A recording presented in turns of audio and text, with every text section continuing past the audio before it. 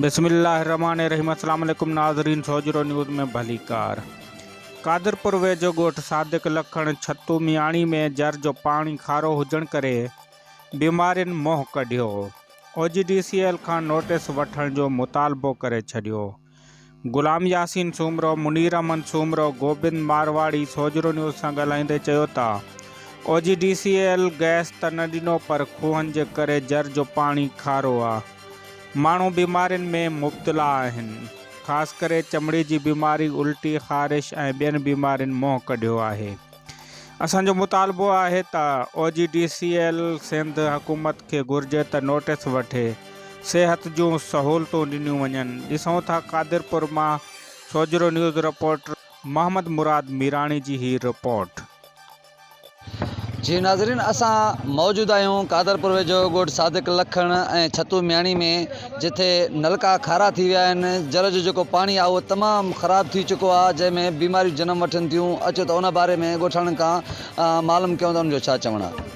ख़राब थी असांजा नलका जे घरनि में निवा के पाणी जेको आहे सही नथा ॾियनि। इन ते जेको माना जे उपाउ वरितो वञे त भली ॻाल्हि आहे। ॾिसो असांजे इन इलाइक़े में केतिरा इदारा नी, OGDCL आहे, पावर प्लांट आहे, एॾो पंहिंजो शुगर मिल, इन को बि माना इन जो असांखे फ़ाइदो न आहे।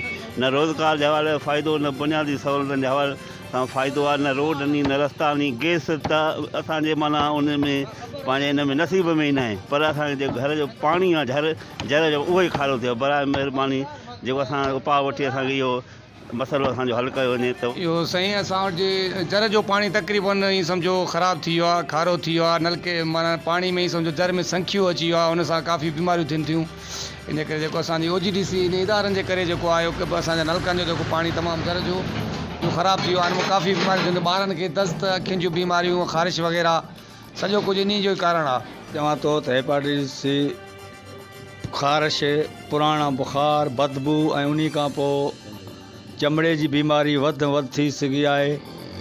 सिंध हुकूमत खे अपील आहे त इन ख़ारिश खां असांखे निजात जी नाज़रीन, तव्हां ॻोठाणनि जूं ॻाल्हियूं ॿुधियूं। उन्हनि जो इहो चवणु हुयो त काफ़ी टाइम खां वठी करे इन्हनि बीमारियुनि जनम वरितो आहे। जंहिं टाइम खां वठी OGDC गैस फील्ड लॻी आहे, उन टाइम खां वठी इन्हनि बीमारियुनि मोह कढियो आहे। त ते कंट्रोल कयो वञे त या असांजे लाइ अहिड़ो को प्लान जोड़ियो वञे, ऐं जीअं वाटर प्लान आहे या अहिड़ी को सहूलियत आहिनि जेके सहूलियत ॾिनियूं वञनि त जीअं आईंदा अहिड़ी बीमारियुनि खां बची सघिजे।